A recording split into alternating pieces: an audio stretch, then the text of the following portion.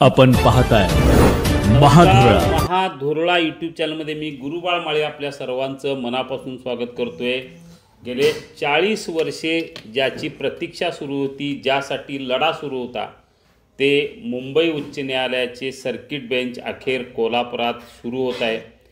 रविवारी त्याचे थाटात उद्घाटन होत आहे. त्यासाठी भारताचे सरन्यायाधीश भूषण गवई यांचे आज कोल्हापुरात आगमन झाले. उद्या त्यांच्या हस्ते आणि मुख्यमंत्री, दोन्ही उपमुख्यमंत्री आणि इतर अनेक मान्यवरांच्या उपस्थितीत त्याचं उद्घाटन होत आहे. आज सरन्यायाधीश भूषण गवई यांचं कोल्हापुरात विमानतळावर आगमन झालं. त्यावेळी स्वागताला खासदार शाहू महाराज छत्रपती, राज्याचे वैद्यकीय शिक्षण मंत्री हसन मुश्रीफ, राज्याचे ग्राहक तक्रार निवारण आयुक्तालयाचे अध्यक्ष सुरेंद्र तावडे, आमदार सतेज पाटील, आमदार जयंत आसगावकर, आमदार विनय कोरे, आमदार अमल माडिक, आमदार अशोकराव माने, आमदार राहुल आवाडे यांच्यासह विविध अधिकारी उपस्थित होते.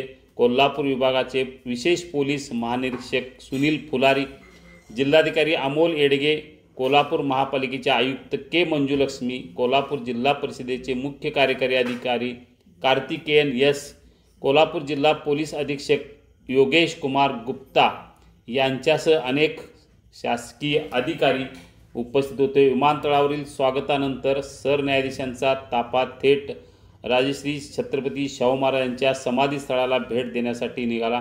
तेथेही अनेक ठिकाणी त्यांचे स्वागत करण्यात आले. उद्या दुपारी 3 वाजता या सर्किट बेंचचे उद्घाटन होणार आहे.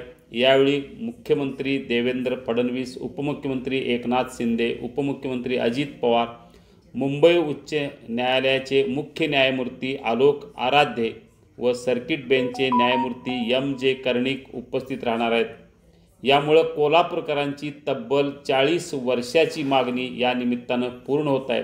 यामुळं कोल्हापूर, सांगली, सातारा, सोलापूर, रत्नागिरी, सिंधुदुर्ग या 6 जिल्ह्यातील नागरिकांचा न्यायदानाच्या प्रक्रियेतील वेळ, पैसा, श्रम हे वाचणार असल्यामुळं एकूणच याची उत्सुकता प्रचंड वाढलेली आहे. धन्यवाद.